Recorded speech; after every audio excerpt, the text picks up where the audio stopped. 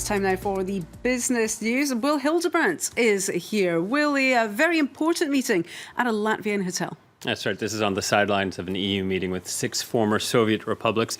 Greek Prime Minister Alexis Tsipras met with German Chancellor Angela Merkel and French President François Hollande Thursday night to discuss the Greek debt crisis. Athens has expressed optimism that a deal is on the horizon, while Germany wants to see those words backed up by more action. Talks so far have stumbled over pension cuts, labor reform, fiscal targets, and increases in value-added tax. Tsipras' left-wing government has also held 4 months of talks with international creditors, but so far to no avail. He's trying to reach a deal over these reforms that would release up to 7.2 billion euros in sorely needed bailout money.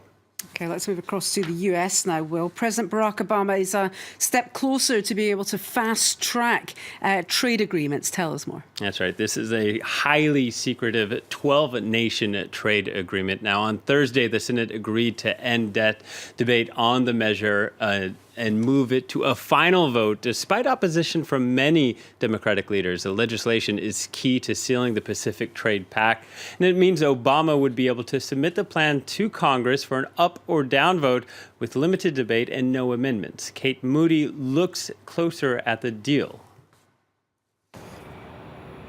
A trade deal to span the Pacific and link nearly half the world's economy.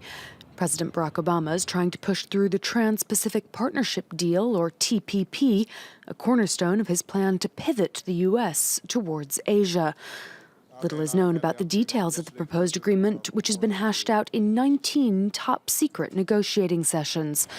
In addition to free trade, the TPP would cover intellectual property rights and financial regulations. The deal is estimated to cover about 40% of the world's economy, involving a dozen countries, including the US, Australia, Canada, and Japan.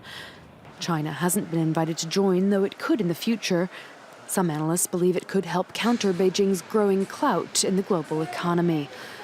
Multinational companies like Nike and Apple are in favor of the deal, which could give them the right to challenge government regulations in any of the 12 participating countries. Most American Republicans also support it, and some have called it Obama's best idea. It's been criticized by a handful of Republicans who distrust the president and are loath to hand him any extra power. Many Democrats, meanwhile, are suspicious of broad international trade deals, blaming them for job losses and eroding labor standards. Unions, environmentalists, and free speech advocates have also expressed concern, with some worried the deal could discourage whistleblowers. Critics also cite a free trade deal between the U.S., Canada, and Mexico, under which over 1 million U.S. jobs were lost to low-cost Mexican labor. But supporters of TPP promise economic growth and development for all parties involved. Kate Moody with that report there. Let's turn to the markets now. Will, how's trading going in Asia today? Well, we saw Shanghai earlier hit near 7-year highs. It's outperforming many of the Asian indices. And meanwhile, the Bank of Japan decided to continue its expansionary monetary stimulus policies. Japanese exporters seeing their shares tumble. Canon and Nintendo fell earlier more than 2%, but all indices so far in the green.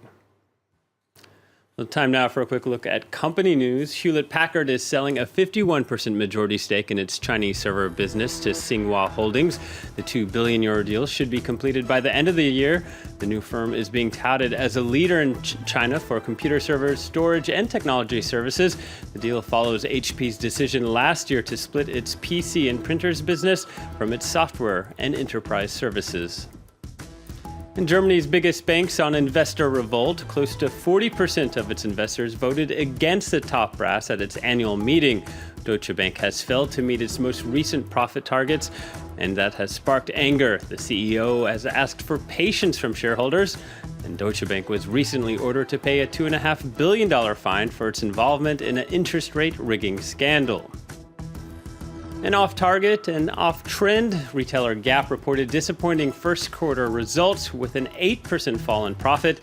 The chain was hurt by the strong dollar, supply delays in the U.S., and a lower demand for its brand. Well, we'll round up the business segment with one last story. Bitcoin, of course, in the headlines for much of the past few years. But virtual currency is now jumping from the computer to the ring finger. Tell us That's more. right. It doesn't sound very romantic, but what better way to propose than with a Bitcoin engagement ring? The BTC ring includes a code to find out how much value you had stored on there. Essentially, how valuable is a ring? Now, the creator is Seb Neumeyer, a PhD graduate from MIT. He argues that diamond engagement rings are all about showing how much money you've spent on them, but no one actually talks about the price. With this ring, he says everything is out in the open and very transparent. I don't know if that is exactly going to be a girl's best friend, though. I don't think they'll be replacing it anymore. It anytime depends how soon. much is on the Bitcoin ring, really, though, doesn't it? Well, certainly an interesting way to pop the question. Thanks very much, Will Hildebrandt, with the Business News. We're going to switch back to the art.